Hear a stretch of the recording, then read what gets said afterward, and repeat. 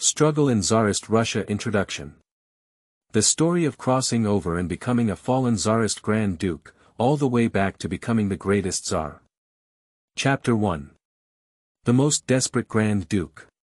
You are listening at Novel Full.audio. Li Shao tightened the collar of his military coat. Although it had just entered autumn, the temperature in St. Petersburg was not much different from winter. The chill kept pouring up from the soles of his feet to his head, like stepping barefoot on cold ice. If combined with the cold wind blowing like a small knife, the effect would be as freezing as taking a cold shower in the past 3 to 9 days. As a southern dog, Li Shao really can't adapt to the dryness and coldness of the north. Especially St. Petersburg is known as the Venice of the North, with waterways filled with high humidity, which is a combination of cold and cold.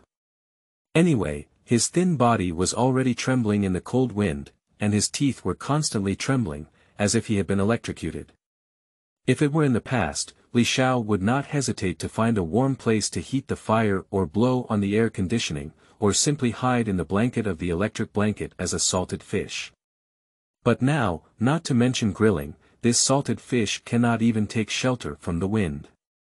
The reason is very simple. He is now a close guard of the glorious Preobrazhensky Guard, responsible for guarding the Saltkov Gate of the Winter Palace. As a guard standing at the entrance, as the face of the entire Winter Palace, as a soldier, he cannot avoid it, because as long as he dares to skip work or fish, waiting for him will be the harsh punishment of a military court. As long as Li Shao thought of being exposed to the cold wind for 3 or 4 more hours, he felt that these days were really unbearable. If God gave him another chance, he would definitely not cross over. Yes, Li Shao is a glorious time-traveling party. He accidentally went to Russia over 100 years ago and became possessed by an unlucky ghost named Andrei Konstantinovich Romanov. At first, Li Shao was happy, excited, and almost ecstatic. He had been waiting for this day for many years. He is not the kind of unprepared time traveler.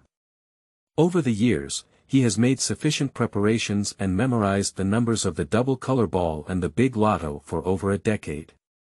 He has studied in detail the history and unofficial history of various countries around the world from ancient times to the present, as well as the ups and downs of stocks, technological trends, and talents. He is all knowledgeable. Li Shao believes that with these, no matter what era or situation he faces after traveling, he can stand out and make a remarkable breakthrough. Anyway, he has already thought of various scripts to reach the pinnacle of life, and the only thing he lacks is the opportunity to actually operate. Now the opportunity has come, but the pinnacle of life is so distant and endless. Li Shao traveled to the late autumn of 1847 in the Russian Empire. His father was Grand Duke Konstantin Pavlovich, his uncle was Tsar Alexander I, and his uncle was Tsar Nicholas I. As a member of the Romanov family, he was a nobleman of the heavenly family, seemingly not doing anything. A hereditary noble title of tens of thousands of hectares of land and tens of thousands of serfs seemed enough for him to survive. But the fact is exactly the opposite. Li Shao's situation is quite bad. Not to mention waiting to die for nothing, not to mention marrying by fume and reaching the pinnacle of life, it seems difficult to live a peaceful life. The reason is very simple. Who made him travel through time and become the cheap son of Grand Duke Konstantin Pavlovich? This bargain is really not easy to take advantage of. The late Grand Duke Konstantin Pavlovich was a peculiar flower in the Romanov family. Although there are quite a few quirks in the Romanov family, there are not many who truly love beauty but not the world. The thing is, Alexander I, the brother of Grand Duke Constantine, had no children. In fact, he had many illegitimate children but no inheritance rights. Grand Duke Constantine was theoretically the first-in-line heir to the throne, and at that time, the court and the public were so tacitly accepting. However, this Grand Duke did something that his brother Alexander I could not tolerate. He married a Polish girl as his bride. Is there a problem? The problem is quite significant. Poland, Russia, and the Romanov family are sworn enemies. After the death of Emperor Ivan Ray, Russia fell into internal turmoil. The Poles took advantage of the situation and pressed Russia to the ground, rubbing against each other in various ways. At one point, the Russians were forced to support the Polish pseudo-Tsar and plunder Moscow, and later imprison the father of Tsar Mikhail I, Filaret Romanov. Both sides can be said to have a deep hatred like the sea. As a member of the Romanov family, why should we inherit the legacy of our ancestors and seek revenge? Not to mention whipping Poland and dripping wax oil, how can we not marry a Polish bride? Isn't this a stain on the family lineage? Anyway, Alexander I was unable to understand or support his brother's decision, so he secretly revoked the inheritance status of Grand Duke Constantine and instead secretly appointed Nicholas I as the crown prince. However, Alexander I made this decision too covert and airtight, and his death was too sudden, which caused a series of turbulence after his death. The court officials, who were unaware of the truth, believed that Grand Duke Constantine was the heir, while Alexander I's mother, the Empress Dowager, informed Nicholas I to prepare for the throne. So things got complicated. Grand Duke Constantine and Nicholas I both expressed their inability to inherit the throne and pledged allegiance to each other. For a moment, Russia's throne turned into a hot potato that no one wanted. Seeing the opportunity, a group of advanced nobles in Russia decided to launch an uprising to transform Russia, which was the famous December Party uprising. Of course, the uprising was eventually suppressed, but for all Russians, the source of all the trouble was the Polish girl, who was the cheap mother of Li Shao, Duchess Johanna Gruzynskevich, and Li Shao, mixed-race bastard, was also hated. The ministers and nobles looked at him with displeasure, and members of the Romanov family also looked at him with disdain. It was simply that his father didn't care about his grandmother. What's even more frustrating is that his cheap old man, Grand Duke Constantine, suddenly drove west in 1831 before his birth. As a result, his mother was so anxious that she died of premature and difficult childbirth. Poor Li Shao became a little weed that no one cared for or loved, it was simply unbearable. Li Shao was deeply saddened by the fate of his predecessor, who had been neglected since childhood and almost devoid of love. He was often looked down upon everywhere, constantly bullied, and lived in difficult conditions with poor nutrition, resulting in poor health. He had no fighting spirit in his whole body and was as weak as a bean sprout. It was a miracle that he could grow so big. If possible, Li Shao hopes that his predecessor will continue to perform miracles and persevere until the sea is dry and the rocks are crumbling. Why should he learn from others to challenge himself to join the Knights of San Andre? However, in the trial of joining the guild, he was severely exhausted and his life was ruined, allowing this unlucky traveler to take advantage of him. It can be seen that they are indeed cheap but not good. At least they have a dog at the beginning of a difficult game, a better reward system or cheat, and the only thing they have here is their own mockery and hatred attribute. As for any system cheat, they have nothing at all, and their health is even worse than level 3 tuberculosis. Li Shao suspected that even a slight increase in the wind would directly blow him away. After secretly taking stock, Li Shao found that he had almost nothing to rely on. His predecessor, besides a title of Grand Duke, had no physical health, no social connections, and no money. He truly had nothing but hatred. How could he open up new territories, break through the situation, and reach the pinnacle of his life? Anyway, Li Shao is secretly worried. He has been wearing it for 3 days now. Apart from standing guard every day and drinking until he is full, he has not gained any more. He doesn't even know if he can survive until the end of the month because it's getting colder day by day. When the drops of water turn into ice, he suspects that he will be frozen to death. Chapter 2. Unexpected Visitors. You are listening at novelfull.audio. Why don't we beg that damn Nicholas I to be transferred out of the Preobrazhensky Guard, or at least switch to a position that doesn't drink the wind? Li Shao muttered to himself, but he didn't have much hope for it, because according to his predecessor's memory, his uncle was not a good bird. On the surface, he looked like a gentleman, but in reality, he was an old coward. It's okay if you don't value him, but secretly keep teasing him. For example, this uncle generously took care of the Wangguan family property left by his son, Grand Duke Constantine. In name, it is to prevent him from spending money recklessly and squandering his family property, and to return all of it when he reaches adulthood. However, in reality, it cuts off his economic income and only allocates a small amount of living expenses every month, not to mention eating delicious food and drinking spicy food, barely maintaining basic living standards. Otherwise, his predecessor could have been 16 or 17 years old, still thin and small like 13 or 14 years old.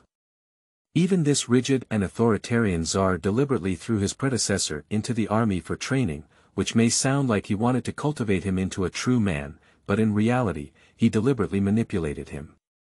The most difficult and demanding positions were left to his nephew, while his own son was easily gilded. Whenever there was a slight complaint from his predecessor, that guy would dare to confidently say that treating everyone equally is unfair, and even despise his predecessor for only knowing how to blame others and lack masculinity. Whenever Li Shao thinks of it, he always wants to kick that bastard. Standing up and talking doesn't hurt his back. Some even make your son stand guard all day in the ice and snow, eat bran and swallow vegetables, and get your son in trouble all day. What kind of thing? Anyway, Li Shao is full of resentment towards that so-called uncle, and he really doesn't want to beg that old pussy until absolutely necessary. Maybe there's anything else that can be frustrating waiting for him. But these days are really tough, with no prospect at all. As the saying goes, people have to bow their heads under the eaves. Both Li Shao and his predecessor were bent by fate. What else can they do if they don't bow their heads so hard? He gritted his teeth and decided to go and see that old and cunning uncle after standing on this post. Even if he knelt and hugged his thighs, he had to change his position. He really couldn't hold on anymore. 3 hours later. Li Shao felt his legs completely numb, and there was no warmth in his whole body. The smoothbore gun on his shoulder seemed to weigh 1,000 pounds, making him unsteady. But the comrade who should have come to hand over the shift is still nowhere to be seen. Of course, Li Shao has become accustomed to it. According to his predecessor's memory, as long as he stands guard, the person who takes over will always be late. When it's better, it takes half an hour, and when it's worse, it's common for him to take an hour. Anyway, it's just bullying him, no one hurts or loves him. But Li Shao can't leave yet. This is the Winter Palace, the core of the Russian Empire. As long as he leaves without waiting for his shift to be handed over, that cunning uncle will definitely use his mistake to punish him, ranging from a fine of salary to a reduction of rank. After all, the property left by the cheap old man has been cut off more than once. After waiting for another 40 minutes, the successor arrived slowly. Looking at the guy's leisurely and lazy demeanor, Li Shao wished he could hit him with a butt, making his face blossom. However, he still held back because he couldn't really beat him. Take a look at their thick and sturdy physique, and then take a look at their bean sprout-like physique.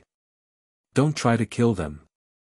Carrying a heavy smoothbore gun, Li Shao almost used his last bit of strength to move back to the barracks. When the heavy oak door slammed shut behind him, he felt like he had collapsed and really wanted to lie down and sleep. However, he cannot do this because the task is not yet over.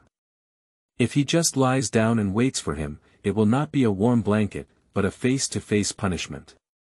As a soldier, he must first return his weapons to the arsenal before he can rest after work.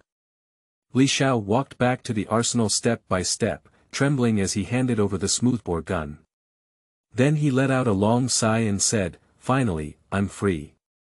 Andrei Konstantinovich, the platoon leader has ordered that you be responsible for cleaning the bathroom tomorrow morning." Li Shao glanced at the arms depot administrator speechlessly, no need to think that this was another intentional prank on him. Almost every day, he was responsible for cleaning the bathroom, and he dared not resist, right? But he really dares not resist. He let out a sigh in his heart and said, "Let's talk about tomorrow." Anyway, He's cold and hungry now and just wants to warm up quickly. Li Xiao was about to leave when the arms depot administrator added, "By the way, Lieutenant Colonel Leonid Alexandrovich came to see you just now and has been waiting for you for half an hour."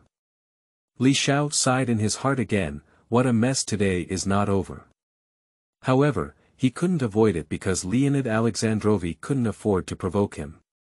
This guy's father was the famous Duke of Alexander Mikhailovich Gorchakov, and he was the future Prime Minister and Foreign Minister of the Russian Empire.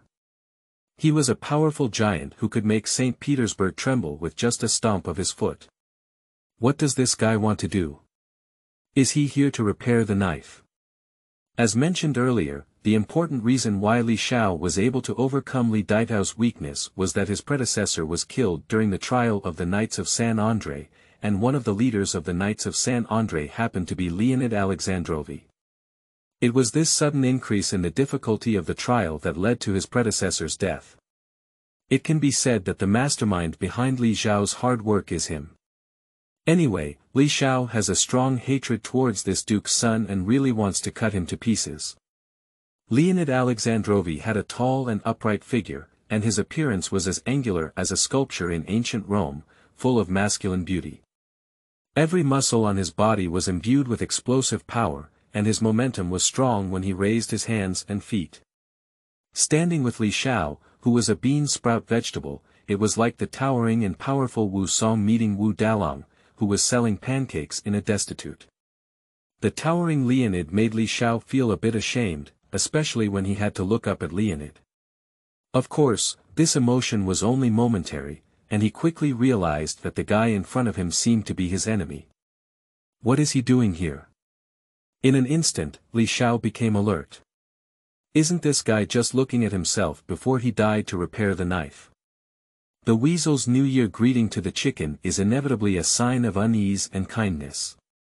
Li Xiao silently stared at Leonid, determined to turn his head and run away as soon as there was anything wrong, putting his life first. Strangely enough, Leonid also stared at him silently without saying a word, his eyes somewhat flickering with strange emotions. This silence continued, and neither of them had the intention of actively breaking the deadlock. They just silently looked at each other, like a pair of affectionate friends. Chapter 3. Good news. You are listening at novelfull.audio. For a long time, Leonid suddenly woke up, showing a hint of confusion and embarrassment, but in just a moment, he quickly returned to his usual meticulous poker face. You don't look like a soldier just dawdling around. Li Xiao felt that the other party was indeed finding fault, so he didn't dare to be careless and cautiously replied, "The successor is late." Leonid frowned slightly and didn't believe the explanation at all. With a slightly reproachful tone, he questioned, "Impossible. No one in the Preobrazhensky Guard dares to disobey time." Li Xiao is very dissatisfied with Leonid's resolute tone. Is this openly saying that he is lying?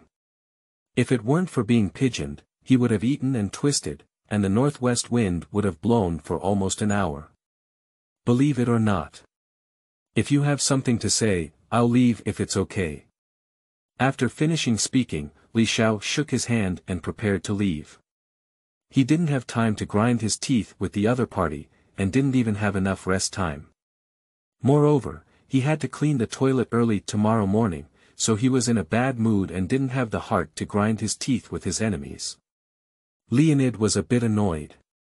He didn't like Li Xiao at all, not only because he was the son of Grand Duke Constantine, but also because of his Polish ancestry.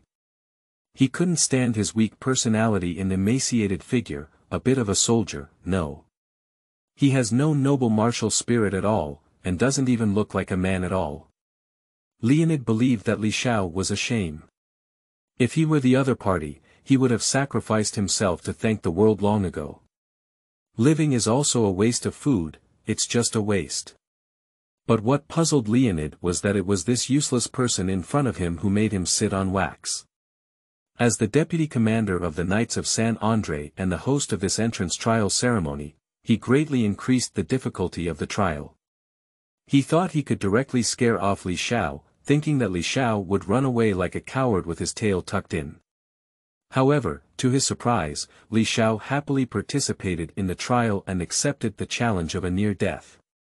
What surprised Leonid even more was that Li Xiao passed the test of the trial and became the only applicant to pass the test. This was like a loud slap in the face, making Leonid dizzy.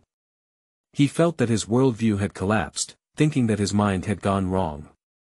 But Leonid knew it was true because he had been monitoring Li Xiao throughout the entire process, with no possibility of cheating.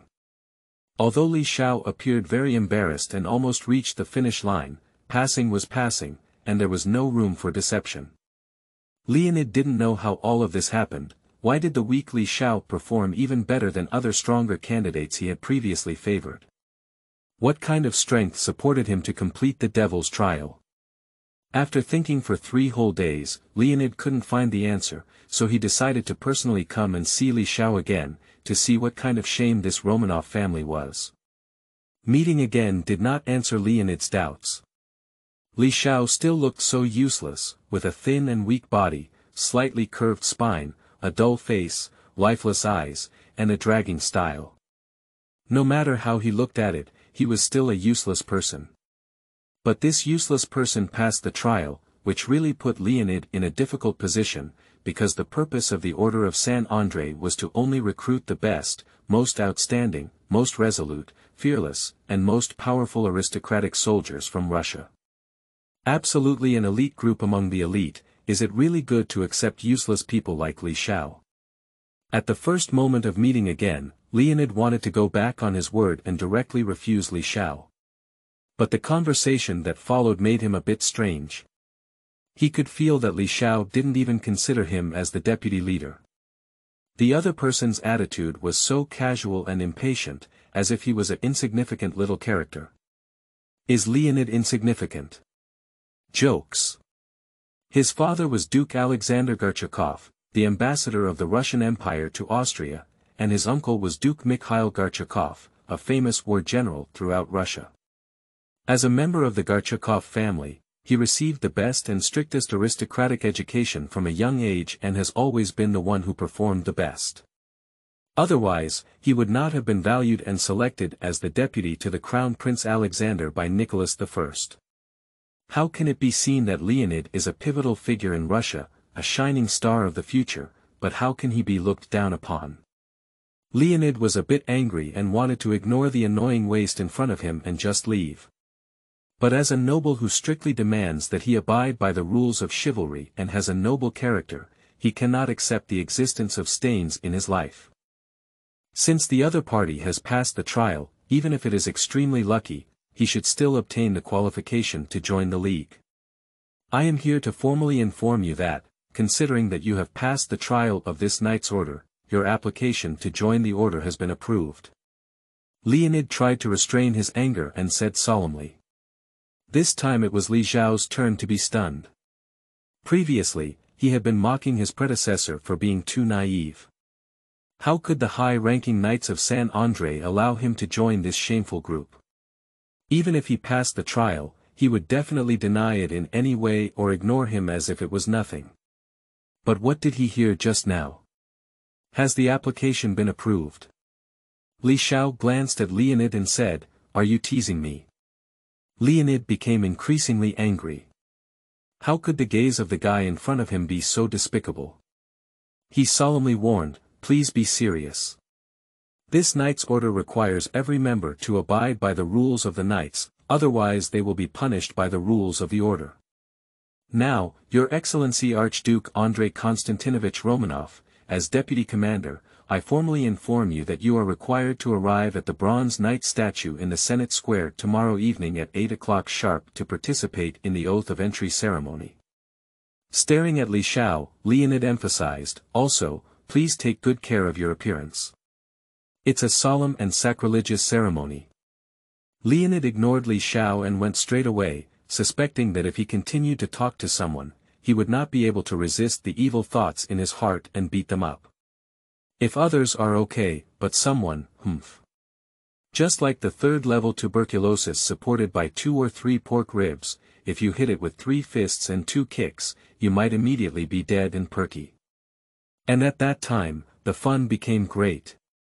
The first Grand Duke in Russian history to be killed alive, as well as the first member of the Knights of San Andrei who died shortly after joining the order. Leonid doesn't want to be a pillar of shame. He wants to be a superhero like Potemkin, Suvorov, and Bagration, not a sad clown. Li Shao did not know that Leonid had already begun to regret his departure, nor did he know how difficult it was for Leonid to come this time. This diligent deputy commander always adhered to his knightly principles as a nobleman, and this noble character is quite rare in Russia and Europe today. Li Xiao's reaction was uncertain. He suspected that this was another conspiracy, perhaps it was those despicable guys who hated him for not dying who saw the last plan fail and then come up with another plan.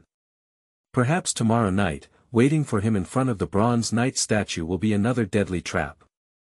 Li Xiao didn't want to go, but the welfare benefits of the Knights of San Andrei made him envious. If he really becomes a member of the Knights, his social status will be unprecedentedly elevated, and he will no longer be a nominal empty duke, nor will he be called around by his comrades like a dog, nor will he have to wash the toilet. Go. Nima, why don't you go? Li Xiao encouraged himself and gritted his teeth, even the master of swordsmanship, fire, and sea has already made it. Let's see what other tricks you can do. Chapter 4. Objections. You are listening at novelfull.audio. The Order of San Andrei is indeed impressive. The history of this knight's order is not long. It was officially established in 1838 and has only been around for 89 years. Although the history is not long, the members are very prominent. The regimental leader is the current Crown Prince Alexander, and the deputy regimental leaders include Alexander's younger brother, Grand Duke Konstantin Nikolaevich, as well as the Crown Prince's attendant, Duke Baryakinsky, and then Leonid. The other members are either wealthy, basically able to capture all the young Russian elites in one go. The Knights of San Andrei can be said to be a private team prepared by Nicholas I for the Crown Prince Alexander, gathering a generation of elite Russian nobles around the Crown Prince to cultivate relationships and lay a solid foundation for his future reign. Nicholas I believed that as long as the most elite young people of Russia in the future united around Crown Prince Alexander, the Crown Prince would no longer have to worry about the instability of the throne. Continuing this fine tradition for generations to come, the absolute monarchy of the Russian Empire would flourish for generations to come. So the members of the Knights of San Andrei have a relatively high social status and enjoy various preferential treatment. The royal family provides subsidies and promotions are also given priority consideration, and even on the road, they are superior to ordinary nobles. The treatment is generous, and the threshold is naturally quite high. Only the best aristocratic youth are recruited, and the membership trial is also known as the Devil's Journey. The elimination rate is quite high, after all, useless softies cannot help the Crown Prince and maintain the monarchy. For example, until now, Crown Prince Alexander has doubts about incorporating Li Xiao as a member. He anxiously said to Leonid, Leonia, Leonid's nickname, is it really good to do this? Andrei Konstantinovich has never been successful, he is simply a waste. Allowing him to join our excellent group is simply. It has lowered our average level. His performance has always been very poor, and no one likes him. Previously, Kostya, Konstantin's nickname, here refers to his brother Konstantin Archduke, strongly opposed the inclusion of him, believing that his application should be rejected directly, even participating in the trial. He shouldn't even be given the opportunity to refine. Your Highness, Leonid felt regretful in his heart, but the knight's creed told him to stick to his own opinion. The purpose of the Order of San Andrei is to recruit the best aristocratic young men from Russia to defend the territory and sovereignty of Great Russia, uphold the highest monarchy and sacred religious beliefs. We have established rules for recruiting new members, and any Russian aristocratic young man who is 15 years old or above and has served can apply to join, and as long as he passes the trial of joining, he will automatically become a member of us. Although Archduke Andrei Konstantin's previous performance was not outstanding, he met all the necessary conditions to join us. I cannot see any reason. Refuse him to join us. If we let our personal preferences override our purpose, then our sacred system will become empty talk and laughter. Who will still respect the rules and vows we have set in the future? Alexander was not completely convinced, he still hesitated, or rather he resisted. He didn't like Li Shao and didn't want his useless cousin to join his knightly order. Leonid also saw this and continued to advise, Your Highness, I, like you, do not quite like that Grand Duke. But we must uphold our sacred system. Compared to that Grand Duke, our sacred system is more important. Moreover, you know that I deliberately increased the difficulty of this test, but that Grand Duke was able to tenaciously pass the test with his own strength, which also proves that he does not seem so unbearable. If we can turn a rotten wood like him into a pillar of the country through our efforts, it is also a good thing. Alexander pursed his lips, as if saying it was a dream talk. But he could see from Leonid's resolute gaze that his deputy would not give in, and he had expectations and respect for this excellent friend. After hesitating for a moment, he finally agreed. Liao Nia, you convinced me. Our system is indeed the most important, and of course, more importantly, I respect our friendship. I believe you will not betray my trust. Leonidarton said, Yes, Your Highness. I will personally be responsible for teaching the Grand Duke, and I will not disappoint you. Alexander nodded slightly and sighed, I hope so.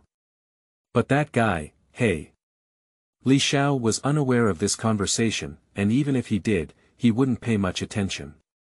For him, the Order of San André was just a springboard, and he had no interest in the so-called sacred system and great purpose. For him, it was just a tool used by Nicholas I to consolidate himself and his son Alexander's rule.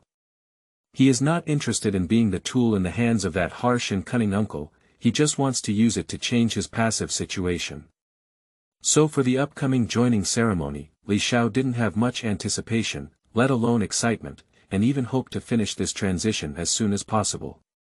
Of course, there are not many people like Li Shao, and for the nobles of St. Petersburg, the oath-taking ceremony of the Knights of St. Andrew in the new year is still very attractive. Nicholas I, Crown Prince Alexander, and Grand Duke Constantine will all attend the ceremony, which is a good opportunity to get close to the Holy See. If the Emperor and Crown Prince can take notice, men will soar to fame, and women can also become royal favorites. The rest of their lives will be either rich or noble, how can they miss it? So on the new day, the Senate Square is bustling with activity. Starting from the afternoon, young aristocratic men and women have been gathering here constantly.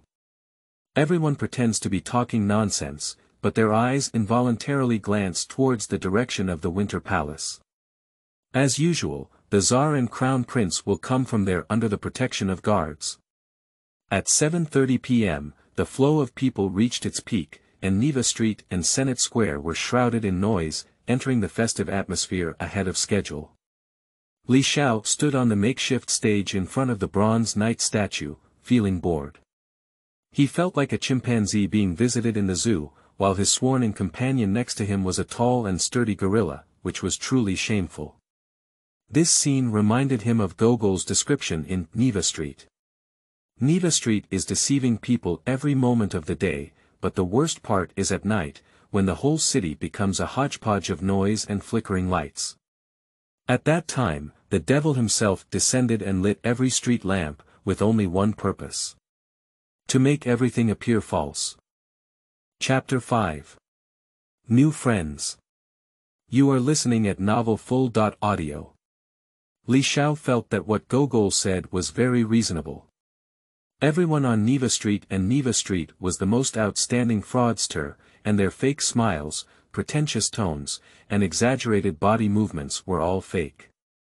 They pretend to be extremely satisfied with everything, pretending to be extremely loyal to the emperor, pretending to be enthusiastic, but in reality, all of this is just a performance, all of which are illusory soap bubbles. He, who is familiar with history, knows that soon these bubbles will be punctured by the Crimean War, and Russia's false prosperity and powerful illusions will disappear.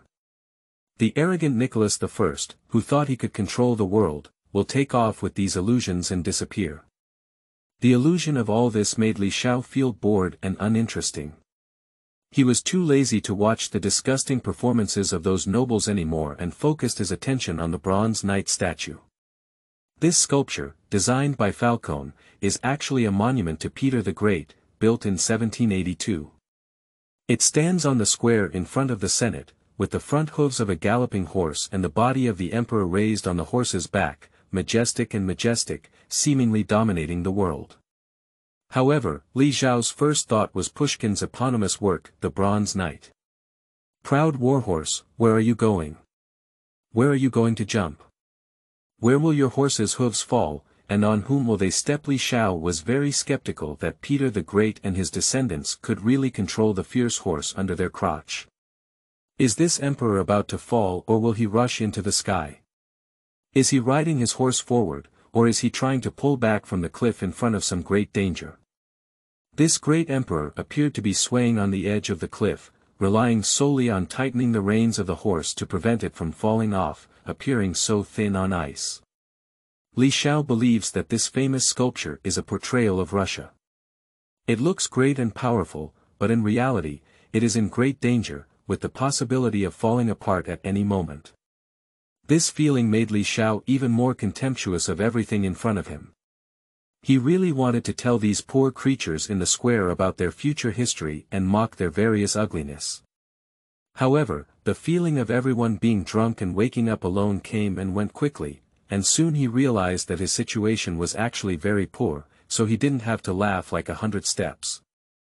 Nicholas I and Crown Prince Alexander have not yet appeared, and the victorious emperor clearly feels that the atmosphere in front of him is not warm enough, and it is not yet time for him to make a brilliant appearance. This forced Li Xiao to find something else to pass the time. The crowd was not very attractive, and the sculpture was just that. He could only look at the gorilla beside him. This little nobleman from the great countryside, a derogatory term for Moscow by St. Petersburg nobles, has an exceptionally tall figure, visibly exceeding 2 meters, standing there like a human-shaped tower. What's even more surprising is the power contained in his body. His bulging muscles and uniform are fully stretched, feeling that as long as he applies a little more force, his clothes will burst. His forehead is high, his jawbones are square and straight, and his eyebrows and nose bridge are clearly defined like knives and axes. This small aristocrat from another province, named Boris Viktorovich Krylov, may have a giant figure and a fierce appearance, but his eyes are not sharp. Li Xiao could tell that he was both curious and excited about the scene before him, like a wild leopard who had never seen the world before. Especially when he saw those aristocratic socialites dressed up in fancy clothes and releasing hormones recklessly, his eyes lit up, his nostrils slightly opened, and his breathing became rapid and heavy. Okay, Li Xiao probably knows that this little white rabbit should not have much capital and is harmless to humans and animals. And this also made Li Xiao a little more relaxed. He was really worried that there would be people around him who ate people and didn't vomit bones, big and small, eating pressure and foxes. Dealing with people like them would be too tiring and dangerous. If possible, he planned to make friends with this gorilla and see that his physique and muscles could at least be a qualified bodyguard. Hello, Mr. Boris Viktorovich. Li Xiao decided to contact us in advance. Nice to meet you. Starting today, we will be comrades in arms. I hope we can move forward together. Boris Viktorovich had no idea that Li Xiao would take the initiative to greet him. He was just a descendant of a small aristocrat in the countryside of Moscow, without even a noble title. Coming to Moscow was for the sake of a bright future. Most of the time, he only had a hot face and cold buttocks. And now a great duke has taken the initiative to show goodwill. It's simply flattering. Boris was a little excited and trembled as he replied, "Hello, Your Highness. It's nice. No, it's an honor to meet you. It's a great honor to be with you. To join the Order of San Andre. UU reading www.uukangshu.net if you need it. If you need it, please give me your orders." Li Xiao thinks this person is too innocent and cute. If he were so naive, he would probably be eaten to the bone in St. Petersburg soon, right? So, based on the principle of treating illness and saving people, let him be such a selfless good person to rescue the poor little lamb. He said with a smile, "You're too polite, Boria." "Can I call you that?" Boris nodded repeatedly like a chicken pecking at rice and said, "Of course. Your Excellency, this is my honor." "Boria, please don't be so polite. Just call me Andreka." Li Shao laughed like a fox preparing to steal a chicken. "We are already good friends, and we don't need to be so open-minded. As close friends, no matter who has problems or troubles in the future, we should always watch and help each other. This is a promise of a man and never break it." Boris was surprised and deeply moved. He was completely unaware that someone had ulterior motives and thought they were like old friends at first sight. He was preparing to chop off a chicken head and burn yellow paper to form a different surname brother. As a child of a small aristocratic family from another province, this honor is like a big pie falling from the sky, hitting him dizzy and disoriented. "Yes, Grand Duke." "No, Andrika, I will never break a man's promise." In the blink of an eye, Li Shao became one with this tall man. If it weren't for the huge cheers from the crowd in the square interrupting their continued communication, they would soon be brothers and sisters. The cheers were like a tide, one wave after another, and the starting point of the tide was in the direction where the Winter Palace was located. Li Shao looked up and could vaguely see 3 golden carriages driving out of the Winter Palace one after another, slowly approaching the Senate Square under the protection of soldiers from the Preobrazhensky Guard in deep blue suits. Chapter 6. Anger. You are listening at novelfull.audio. Needless to say, this is the arrival of Nicholas I and his family. His Majesty, the Emperor, dressed in a gilded imperial guard dress, with his hair and beard meticulously trimmed, looks like a majestic granite celestial sculpture. He sat expressionless on the convertible carriage, his eagle eyes scanning the cheering crowd around him, just like Zeus on Mount Olympus overlooking the lowly mortal world. The 2 carriages behind him carried the Crown Prince Alexander, Grand Duke Constantine, and their attendants.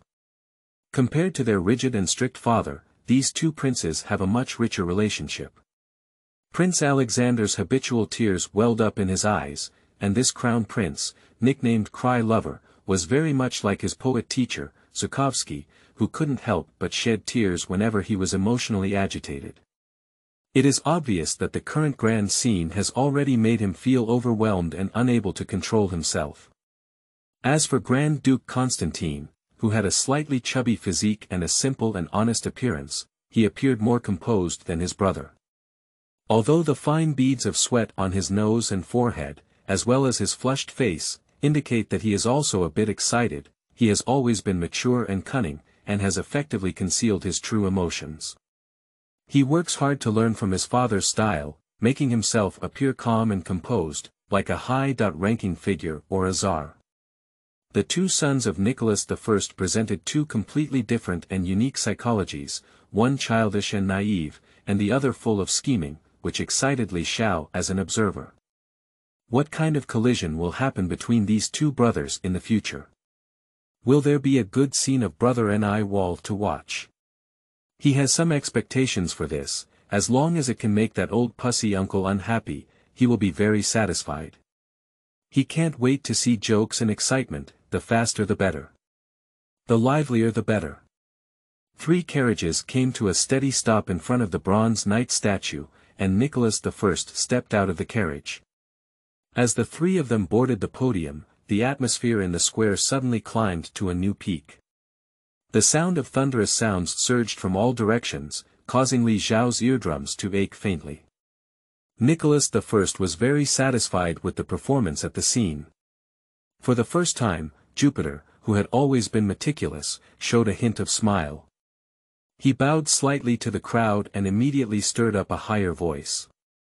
On the altar, Nicholas I stood firmly in the center position, with the Crown Prince of Alexandria and the Archbishop of St. Petersburg on either side, and the Grand Duke of Constantine and several court officials observing the ceremony on the other side. When the thunderous cheers finally fell, the tearful Crown Prince Alexander slowly walked to the center of the podium and loudly announced.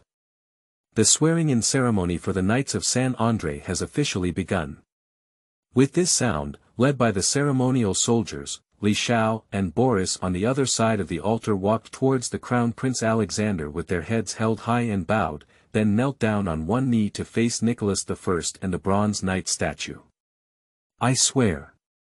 Alexander spoke loudly, "I swear to abide by the rules of knights, to hold a sharp sword in my hand, to unwaveringly uphold the dignity of the Holy Russian Empire and the royal family, to defend the teachings of the Heavenly Father, to uphold justice, to eradicate evil, and to die to the death." This oath was like a deaf ear to Li Shao. He just wanted to end the oath quickly because he was not used to kneeling, especially to the old enforced uncle, which made him feel uncomfortable all over. Just the ceremony is the ceremony, even if he is unhappy, he can only reluctantly follow through. After the oath was taken, Alexander personally presented 2 luxurious swords to Li Shao and Boris, and then the Archbishop of St. Petersburg came forward to bless the 2 newly appointed knights with holy water. After a series of lengthy ceremonies, Li Shao felt his legs numb from kneeling, and the only thing that made him happy was that he saw a hint of displeasure in the eyes of that old pussy uncle.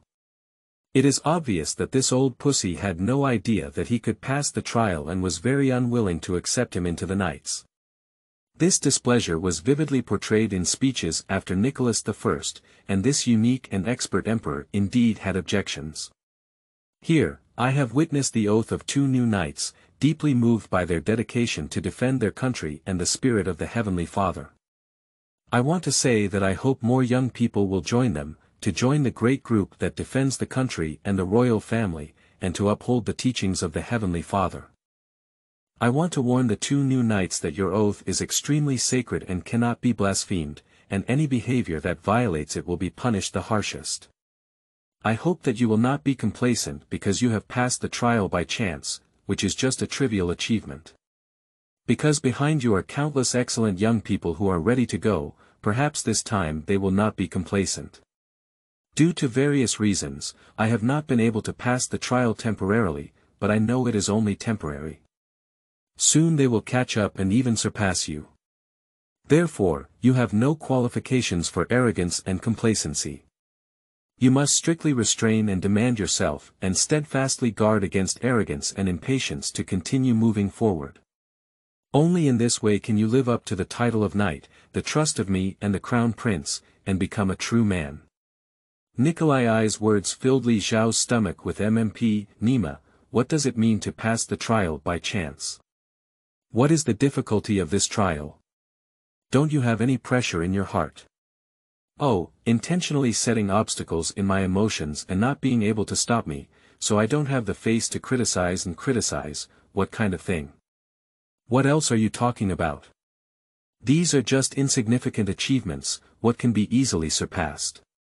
Since those young people you have high expectations of are talented, spicy, and awesome, why haven't you seen them pass by chance? No ability means no ability. No matter how you wash the floor, belittle or slander, it's useless. The fact has proven that the young master is stronger than them. Go to your guard against arrogance and impatience, go to your betrayal of trust, and only fools can protect your father and son, who are not as good as wolves and dogs. Li Shao felt a lot of slander in his heart. He thought that Nicholas I was already shameless and infuriating, but the fact proved that like a father, like a son. On the path of shamelessness and coercion, he always emerged from the blue and surpassed the blue. Shortly after the speech of Crown Prince Alexander, Grand Duke Constantine once again refreshed Li Zhao's understanding that character has no limits. My most revered father, and also our founding father, His Majesty Nicholas I, delivered a speech just now, which was truly a wise and insightful one. My feeling is that it is deafening and thought-provoking. How fortunate is our country to have leaders who always maintain a clear mind and encourage our people to move forward courageously. The chubby little man paused for a moment, brewed his emotions, and continued to praise, as the deputy commander of the Knights of San Andrei and a humble ordinary knight in the Knights, I deeply understand that only by constantly striving can we not disappoint the earnest hope of the Great Father. Faced with the expectations of the Great Father, I, who have limited abilities and low levels, cannot sleep at night. As the Grand Duke of the Empire, as someone who is always ready to dedicate everything to the Empire, the Father, and the Heavenly Father, I feel a great responsibility. As the Great Father just said, joining the Knights of San Andrei is not the end, but a new beginning, especially for those who are ready to dedicate everything to the Empire, the Father, and the Heavenly Father. For the new knights who are already lucky enough to join the team, this means a great responsibility and a new journey of struggle. As the deputy commander, I swear to the Heavenly Father that in the future, I will strictly supervise the character and behavior of every knight, urge them to strive forward, and not allow them to be any slack, not allow them to smear our great team, not allow them to disappoint the expectations of the great founding father. Chapter 7. Anger, Part 1. You are listening at novelfull.audio. This is not the first time that the Order of San Andrei has publicly held an oath of entry ceremony, but this year's ceremony is definitely the most special. Not only are there only 2 new knights joining the regiment, but the speeches of the Emperor and the Grand Duke are completely different from those of previous years, full of enthusiasm and spring breeze. There is no trace of celebration or welcome for the new knights, and instead they are warnings and warnings, both overt and covert, like a critical meeting. This situation has left many onlookers in the audience, who are unaware of the truth, puzzled by Master Zhang. They do not understand what the Emperor and Grand Duke, who used to welcome new people with joy in previous years, have done. What the hell is this? Of course, those who understand know why, and a group of royal ministers who understand the situation frequently looked at the mastermind behind all this. Li Shao. They all looked at Li Shao with a sense of humor, wanting to know what the unpleasant, bastard, guild would do in the face of Nicholas I. What will Li Shao do? To be honest, Li Shao was just an ordinary nobody before his time traveling. If he had no ambition, he would be more satisfied if he could have a wife and children to warm up. There is no such thing as being ruthless towards heaven and earth at all. The most common way to be bullied is to curse on social media or hide online as a talkative firecracker. But small people also have their own self-esteem. If they are bullied badly and are ridden on their heads to defecate and pee, they will also explode when they can't bear it anymore. For example, now Li Shao is already filled with righteous indignation. The speeches of Nicholas I and Grand Duke Constantine have awakened the shameful memories of his predecessor. All the injustices suffered by his predecessor over the years have made him furious. Without such shamelessness and bullying, would he really be an honest person and not jump and curse the streets? Suddenly, Li Shao took a bold step forward, and even if he said anything today, he would vent his anger. So when Boris finished his Oscar-like speech, thanking God, thanking Mom and Dad, thanking Auntie 7, Auntie 8, and thanking passers-by who couldn't hit the 18 pole, he walked coldly to the center of the podium, glanced coldly at the audience, and began speaking. On this special evening, I would like to first express my gratitude to our greatest late emperor, His Majesty Alexander I. In 1812, in the face of the invasion of French bandits, it was His Majesty the greatest emperor and the greatest father of our country who led us to unite and turn the tide. Without him, there would be no Russian Empire today, no happy life we have today, and we could not stand here. He is undoubtedly the greatest Tsar of this century, and the great achievements he established are difficult for future generations to reach and surpass. In this sacred and glorious moment, it is our duty to remember this greatest emperor, ladies. Ladies and gentlemen, please let us all be grateful to this great father of our country and pray for him in heaven and our great motherland. Li Shao's words were like a cold wind blowing from Siberia, making the faces of everyone present very exciting. The faces of Nicholas I, Crown Prince Alexander, and Grand Duke Constantine immediately turned black. The reason is very simple. Previously, Grand Duke Constantine boasted that his father was the greatest Tsar, but Li Shao immediately put Alexander I out to fight against Taiwan. He remained silent and was Alexander I's greatest father, not even mentioning Nicholas I. This clearly showed that he was openly attacking. And it's also typing so hard that no one can say anything wrong. Compared to Alexander I, Nicholas I really didn't have any noteworthy achievements. It was Alexander I who led Russia to defeat Napoleon. Without Nicholas I, there was nothing wrong. Back then, the latter was just a little kid who could only pee and play with mud. It can be said that Russia's international status in recent decades has been derived from the victory led by Alexander I. Without Alexander I, there would be no status as a Russian European power. If Nicholas I was considered the father of the country, what should Alexander I be? Is it a national ancestor? Both sides are not heavyweight. Of course, Li Shao deliberately said this, just to disgust the father and son. To make you boast and think you're awesome. Does it hurt your face now? Do you still have the face to mention the greatest and self-proclaimed father of our country? The faces of Nicholas I and his son were very ugly, gloomy as if it was about to rain. But they cannot turn their backs yet, because Alexander I and that great victory were so important to Russia. Even though it has been 20 or 30 years, all Russians still cannot forget that war, and they are full of respect for the heroes in that war. No one dares to say that Alexander I and the heroes who won that victory are not great enough. Even Nikolai I, who wielded all his power, is not capable. Li Shao had more to say than that. He could feel the deep anger in his predecessor's soul. The silent anger was like gasoline, burning fiercely when it touched Mars. For the past decade or so, my predecessor has always wanted to vent or accuse me, and today is a perfect opportunity. Since you have already torn your face, don't be reserved, just roll up your sleeves and start working. Li Shao continued, secondly, I would like to thank my father, Grand Duke Konstantin Pavlovich, and my mother, Duchess Johanna Grzinskevich, for giving me life. Without them, I would not have been able to stand here, nor could I have joined the Order of San Andrei. Especially, I would like to thank my mother, who paid the price of her life for my birth. This is the greatest maternal love, and she is also the greatest mother. I will always be proud of having such a mother.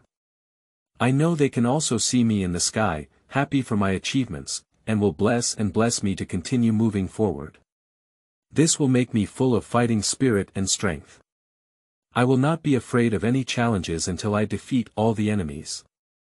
If Li Shao's previous mention of Alexander I's great achievements only made Nicholas I and his son unhappy, then now mentioning his parents makes them a bit angry. In their eyes, the Grand Duke and Duchess are a shame and taboo that cannot be mentioned, and it is best to be forgotten and despised by the world. But Li Shao not only mentioned it, but also openly thanked them and said that his mother was great, which was simply a provocation. For a moment, Nicholas I wanted to rush forward and stop Li Shao from continuing to speak, wanting to use his big mouth to vigorously slap this disobedient and restless nephew. But the current situation is not suitable, there are too many eyes watching. If he really does this, tomorrow he will become the laughing stock of the European royal family, losing face and losing his grandmother's house. For Nicholas I, who was determined to save face, this was absolutely unacceptable, so he could only silently look and plan how to teach someone a lesson after the ceremony ended. But Li Shao hasn't finished speaking yet. Just now was the appetizer, the main course is still ahead. Chapter 8. Anger, Part 2. You are listening at novelfull.audio. Amidst the attention of the crowd, Li Shao said calmly, the last thing I want to thank is my uncle, His Majesty Nicholas I. This beginning made Nicholas I's face look a little better. In fact, not only he, but also the onlookers secretly breathed a sigh of relief. Although this kind of harsh news sounds great, the consequences are worrying. Who knows what His Majesty, the iron-blooded emperor with arbitrary and decisive means, will do? They don't want to inexplicably get on that supreme blacklist. Nikolai, I did not anticipate that there would be even greater surprises ahead. He muttered to himself, at least you know fear and awe, but you thanked me in the end. Humph, it's a bit late. But Nicholas I never expected that waiting for him was not true gratitude, but rather criticism and slapping in the face. From childhood to adulthood, His Majesty has always held me to high standards and strict standards, even for my own flesh and blood, which is not as strict as my dearest cousins, Prince Alexander and Grand Duke Constantine. In order to prevent me from developing a luxurious and indulgent personality, he took away the property left by my parents, allowing me to experience the hardships and the importance of hard work in a difficult environment. In order to help me study hard and not be tainted by the decadent atmosphere of extravagance, he arranged for me to study at an ordinary civilian college. Every time I achieved a little bit of insignificant results, he always used the strictest and most demanding methods.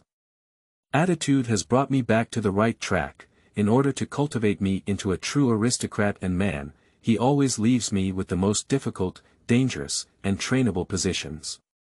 It is precisely under this meticulous, harsh, and almost harsh attitude that I have learned to persevere, endure hardships, move against the current, and pass this almost hellish trial of the Order of San André with great luck. It is obvious that the reason why I was able to achieve this insignificant result in front of me is entirely due to Your Majesty's careful cultivation of me. Without you, I could not have achieved today's success. So please allow me to express my sincerest gratitude to you. Thank you. When Li Shao finished speaking and walked away gracefully, the entire square of the political yuan was silent. The cheers of the previous mountains and waves disappeared without a trace, and even the slowest person could hear that this painting style was not right. Even if someone repeatedly expressed gratitude to the emperor, no one dared to join in and cheer. The nobles below closed their mouths one by one, afraid of making a sound, because they could see that the emperor, crown prince, and Grand Duke Constantine on stage looked very ugly. The oppressive feeling of impending mountain rain made everyone feel heavy in their hearts. Next should be the thunderous anger of thunder and lightning, right? That unknown Archduke Andrei Konstantinovich may be thrown into the Kleist prison by His Majesty and never seen again, right? Of course, not all nobles feel suppressed and fearful, and those who are already afraid of the chaos of the world and enjoy gossiping about the insider information of the royal family feel excited instead. What did they hear? Nicholas I relentlessly abused the only descendant of his brother Grand Duke Constantine, which was a shocking achievement. Who would have thought such a big melon would burst out so openly? How many days of gossip? It seems that in recent years, the only thing that can compare to this melon is that the secret letter of the will written by Catherine the Great to Paul I was exposed, right? Anyway, the melon-eating crowd expressed their enthusiasm and suggested that the revelations could be more intense. They couldn't wait to eat melon seeds and watch the follow-up show. Nicholas I's face was uncertain, and he realized that he underestimated his nephew too much. This little bastard was so audacious that he dared to publicly humiliate him. He felt like his throat was filled with flames. In many years, he had never been so angry before. This raging anger must be extinguished with blood, and today it must be a warning to all. Otherwise, the world will think that he is just a decoration as the emperor. Nicholas I, who was furious, was about to launch a killing spree. However, just as he was about to give the order, the man standing behind him in the shadows, unable to see his face clearly, quickly walked up to him, preventing his impulsive outburst. Even if this man walked out of the darkness and arrived at the center of the stage, he still couldn't see his face clearly. His tall and upright collar covered most of his cheeks, leaving only a narrow slit that revealed his eyes. What kind of eyes are these? Melancholy, deep, with no visible emotional fluctuations, it feels like a dead sea that can never stir up waves. Like a person, this person is like a ghost, a monster that does not exist in this world. But it was this monster that easily stopped Nicholas I's anger. He only said a word and then calmly retreated back to the dark corner, as if he had never appeared before. UU reading www.uukangshu.net, but this sentence worked. Although Nicholas I's face was still ugly, his emotions were no longer out of control. This cruel and poisonous vegetable only gave Li Xiao a fierce glance, and then pretended to be calm and ordered. The ceremony is over, the ball and banquet can start. With the order of the Tsar, the military band below the podium chimed with bells and drums, and the melodious music tore through the previously dead silence, finally restoring some vitality to the almost stagnant scene. The frightened nobles watched in fear as Nicholas I shook his hand and left, fearing that this enraged Jupiter would unleash his thunderous anger again. However, Nicholas I passed away without any intention of further investigation, as if it was not him who had just been humiliated, as if nothing had happened this night as usual. Only Li Xiao and a few who are familiar with the character of Nicholas I know how thrilling it was just now. If Nicholas I were allowed to vent his anger, it would surely be a river of blood tonight.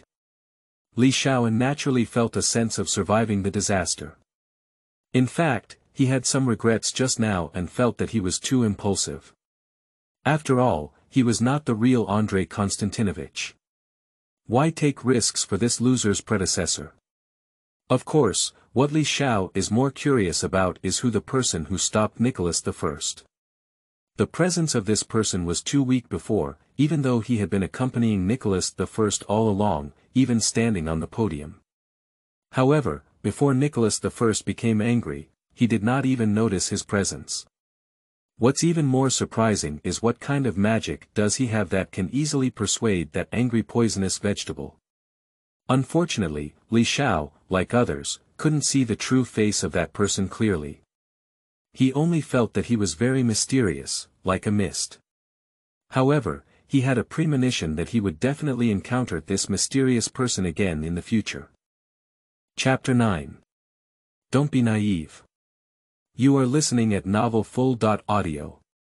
After the departure of Nicholas I, the atmosphere at the scene finally regained a little. Although the faces of the Crown Prince Alexander and Grand Duke Constantine were still not good-looking, they had to force a smile to appease the aristocrats who were observing the ceremony. As for Li Xiao, the mastermind behind the scenes won't care whether the brothers are happy or not. After all, the trouble has already been caused, and it's too late to worry or be afraid. Instead of feeling anxious and trembling, it's better to eat, drink, and make enough money. You are truly the boldest person I have ever seen. Boris sighed sincerely. Aren't you afraid at all? I'm afraid. Li Xiao replied as he swept through the delicious food at the banquet, but things have already happened. He's afraid that others will resort to leniency. Boris nodded blankly, looked at him strangely, and asked, "What you just said is true? Your Majesty really bad for you?" Li Xiao glanced at him and pointed to his bean sprout-like body, asking in reverse, "If you think he treats me well, can I grow into this virtue?" Tsk tisk. Boris looked at him again and sighed, "I can't believe that your Majesty is so cold that you can't tell it at all. Isn't everyone outside saying that your Majesty is a gentleman? A righteous gentleman?" Li Xiao chuckled and sneered, "A hypocrite is pretty much the same. My uncle is a typical person who appears to be dignified on the surface but is actually inferior to a beast. He is best at playing some hypocritical tricks and pretending to be a moral role model. In fact, he is the kind of hypocritical person who talks about morality and aims to pierce arrows." Boris still didn't quite believe it, so Li Xiao had to put down the food and muttered in his ear to explain it. "Really?" Boris's eyes widened. "Those maids are all His Majesty's mistresses. Isn't he always boasting that he only loves the Queen? Is he a kind father and the most perfect husband?" "I've said it all, that's just a disguise." Li Xiao sneered, "Actually, everyone in the court knows about his affairs, and there are many illegitimate children. But he still pretends to be a saint-like husband and father, which is ridiculous." Boris felt that what he had seen and heard this night was about to shatter his three senses. For the first time, he realized that everything he knew before was fake. The great Nicholas I was a thin and cold embryo, and the palace courtyard was filled with dirty and ugly things. His longing for St. Petersburg, the royal family, and the Knights of St. Andrew is all illusory shadows. He felt like a fool who knew nothing, being mercilessly played by a group of cunning old foxes. Boris couldn't help but think of his old father's last confession when he set off. No wonder the old man told him to be less impulsive and less loyal when he arrived in St. Petersburg, to watch more and speak less, and not to be rash and preachy, otherwise he would be sold and help count money. Previously, he thought the old man was too old and slippery, but now it seems that the high-end aristocratic circle is indeed colorful and chaotic, and a little carelessness can lead to falling into the pit. Li Xiao shrugged his shoulders. He really didn't expect the tall man in front of him to be so childish and have expectations for the integrity of the royal family. The ugliest people in the world are all concentrated within that palace wall, and things like father and son feuding, husband and wife turning against each other, and brother and eye wall are happening less frequently in the Romanov family. The most recent incident occurred over 40 years ago, when the so-called Great Alexander I sat and ignored the killing of his father Paul I in order to ascend to the throne. Furthermore, even though his grandfather Peter III humbly knelt and begged for mercy, he was personally ordered to be removed by his grandmother Catherine II. This is the royal family, this is the imperial power. If it's not shameless enough, not tough enough, it's destined not to be able to sit in that position. Even if it's forced up, it will be mercilessly kicked down. Let me put it this way, among all the Tsars of history, Nicholas I was neither the most despicable nor the most shameless. Li Xiao has no intention of disdaining Boris. Instead, he has been in this circle for a long time, and naturally can see through everything. If he wants to uphold justice, it is best to leave early. This circle is really not suitable for people who are too naive. For a moment, both Li Xiao and Boris were speechless. One was eating and drinking to make ends meet, while the other was foolish and unsure of what was on their minds. As the protagonists of this banquet and grand ball, they are undoubtedly very unqualified. According to tradition, they should stand at the center of the ball to deal with various flatterers. But today it's a bit different because of Li Xiao's previous words. All the elite nobles who were afraid of offending Nicholas I chose to stay away from Li Xiao's surroundings and instead circle around the sunken Alexander Crown Prince and Grand Duke Constantine, trying their best to please and express themselves. But undoubtedly the flatterers will be disappointed, because neither of the two princes has the same mood. The scene at the oath-taking ceremony is still vividly remembered, and the person who initiated it actually did not have any nonsense. As sons of men, they are filled with righteous indignation. That bastard still has the face to eat and drink. Grand Duke Constantine gritted his teeth and cursed, doesn't he have any sense of shame? Prince Alexander also said with a stern face, you've heard what he said before. What else can't those who can tell those shameless lies do? Grand Duke Constantine snorted heavily and complained, I've already said that we shouldn't agree to accept him as a member of the Communist Youth League. This bastard is intentionally causing trouble. Prince Alexander agreed with his brother's words very much. Yu read www.uukangshu.net, but looking at Leonid beside him, he could only resist the thought of complaining and turned to say, what's the use of saying this now? The entire nobles of St. Petersburg are watching this trial, can't they just keep their eyes open and say he's unqualified? In that case, with that bastard's personality, he will definitely use the topic to attack us and our father. The scene will be even more unsightly, and we will be more passive. Grand Duke Constantine snorted again, but he also admitted that his brother's words were reasonable, but he was still very unhappy. What should we do now? Let's see if he is carefree and proud. Crown Prince Alexander sighed and advised, don't act rashly for now. I don't know what my father's intentions are, so I believe he will make arrangements. After thinking for a moment, Grand Duke Constantine said, that's all. Let that bastard be proud for a while. He then glanced in someone's direction again, frowned, and said with hatred, what's going on with that stupid guy? Why are you still getting involved with that bastard? It's hard to say they're together. The Crown Prince Alexander also felt uncomfortable for a long time. Previously, he had a liking for the tall and powerful Boris, believing that this tall man was a rare warrior who could be cultivated into his confidant. With him by his side, his safety performance was greatly improved. But now, seeing this guy actually hanging out with someone, he felt it was better to let Boris go as far as possible. Don't worry about them. Alexander turned his head in hatred and said to Leonia, in the future, we need to learn from our mistakes, strengthen the review of applicants, and not let similar scoundrels enter our team again. Leonid's lips moved as if he wanted to argue, but in the end he gave up and just nodded, yes, Your Highness. I will strengthen the review process. Chapter 10. Rostovtsev, Part 1. You are listening at novelfull.audio. Li Shao was unaware of the resentment towards the brothers Alexander and Constantine. After tasting the delicious food at the ball, his stomach bulged and he walked away gracefully. Now he just wants to go home and have a good night's sleep. He has been exhausted from tinkering all night, no matter what Nicholas I no matter what conspiracy he is plotting to retaliate against. When the sky falls, he will wait until it falls before sleeping. Now sleep is the first choice. Li Zhao's residence in St. Petersburg is located next to the Haymarket, belonging to the slums of St. Petersburg.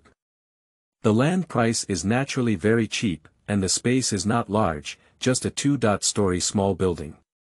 This small building originally belonged to a serf servant of his father. After taking over all of his father's property, Nicholas I generously allocated this dilapidated building for him to live in, giving him a barely sheltered place from the wind and rain. With the meager income bestowed upon Li Shao by Nicholas I, he was naturally unable to repair the family and could not afford to support a group of servants. With only one old servant following him, over the past decade, the already dilapidated house had become even more unsightly.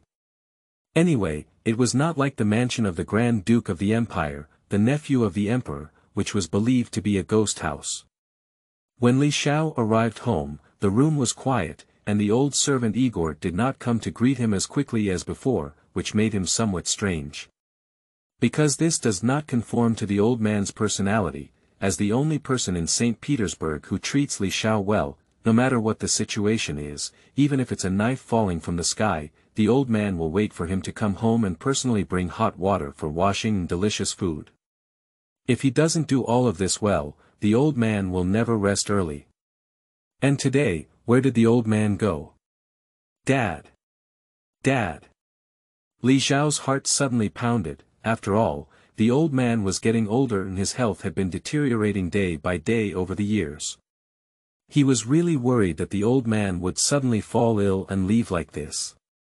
He rushed into the house in a panic and began searching for the old man, afraid of seeing that heartbreaking scene. However, that terrifying scene did not appear.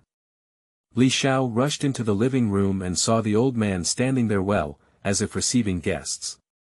But the lights and candles in the living room are swaying, making it impossible to see the faces of the guests clearly. Who is this? Li Shao was still wondering when Igor heard the commotion behind him and turned around to welcome him. Young master, are you back? I'm sorry, I should have gone to greet you. But suddenly a distinguished guest came. I'm really sorry. Have you had dinner yet? Seeing that Igor was fine, Li Shao immediately breathed a sigh of relief and quickly replied, Dad, don't be busy anymore. I have eaten outside before. By the way, who is visiting?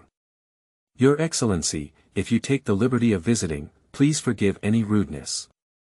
Before Igor could introduce him, the distinguished guest who couldn't see clearly stood up from the sofa and introduced himself. I am Count Yakov Rostovtsev. This self-introduction is very abrupt, because Li Shao had no impression of Rostovtsev in his predecessor's memory, and his predecessor did not know this count at all. So what was this count doing when he suddenly came uninvited late at night? Sorry, Li Shao replied with caution, please forgive my ignorance, Your Excellency, it seems that we don't know each other. The count, who couldn't see his face clearly, calmly replied, "Yes, Your Highness. We really don't know each other." Li Shao asked strangely, "What advice do you have for coming this time?" The count looked at old Igor, who immediately bowed slightly and confessed to Li Shao before leaving the living room. This surprised Li Shao very much. It was obvious that his old servant knew or was very familiar with this count, otherwise he wouldn't have left so abruptly. This made him even more curious about this count and his intentions. The mysterious Count Rostovtsev did not immediately answer Li Xiao's question, but leisurely strolled in the living room as if it were his home. As he walked, he leisurely commented, "A very unique decorative style, isn't it?"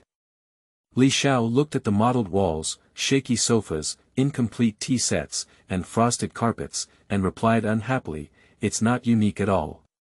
The area around the Hay Market, or in other words, the homes of ordinary people in St. Petersburg, are all in this style, just poor." Count Rostovtsev's face, shrouded in shadows and a standing collar, seemed to show a hint of a smile, but the fleeting moment made it hard to see. He said calmly, "But for an imperial nobleman, such an environment would leave a deep impression." Li Shao became impatient. The person in front of him who was constantly grinding and not getting to the point was simply wasting time. Tomorrow he will have to stand guard at the entrance of the Winter Palace, drink the northwest wind, and deal with the revenge of Nicholas I's father and son from the old inn. He really doesn't have the mood to grind his teeth and play riddles with him. Are you here specifically to mock me? If so, now that your goal has been achieved, please forgive me for being busy and tired today, so I won't keep you sitting for long. Speaking, Li Shao made a gesture of invitation towards the door, meaning to serve tea and see off the guests. However, Count Rostovtsev had no intention of leaving at all. He strolled back to the shaky sofa and sat down calmly, saying, "Young man, don't be so hasty. Talking to me will only benefit you and not harm you." Li Shao pursed his lips and said angrily, "Really? Forgive me for not being able to see where the so-called benefits lie due to my limited knowledge." Count Rostovtsev still maintains a calm demeanor and doesn't care much about someone's sarcasm. He calmly replied, "You will know where the benefits lie. But that's not the point, because the help I give you is also what you deserve. For young people who perform well, I am always generous in giving rewards." Li Shao became increasingly confused and lost his mind. He had already received a reward from Count Rostovtsev, which was the so-called benefit. However, he was completely unaware of whether it was good or not. Is this guy being mysterious or just having something to say? Li Shao was a bit indecisive. This count made him feel very tricky. After thinking for a moment, he decided not to speak and see what the other person wanted to do first. It's a good thing to know how to control your mouth. Too much talk leads to mistakes, and misfortune comes from your mouth. Only a reckless man can take advantage of his momentary eloquence. A true wise person is not someone who is careful in their words and actions, but also in their plans and actions. You need to learn more in this area. The tone of this lesson made Li Shao a bit uncomfortable, but it seemed to have some meaning. Is this saying that he was too impulsive in his fight against Nicholas I and his son tonight? It seems that you have realized the problem. This is good, indicating that your thinking is quite agile, not the kind of fool who doesn't know how to die when a big disaster comes.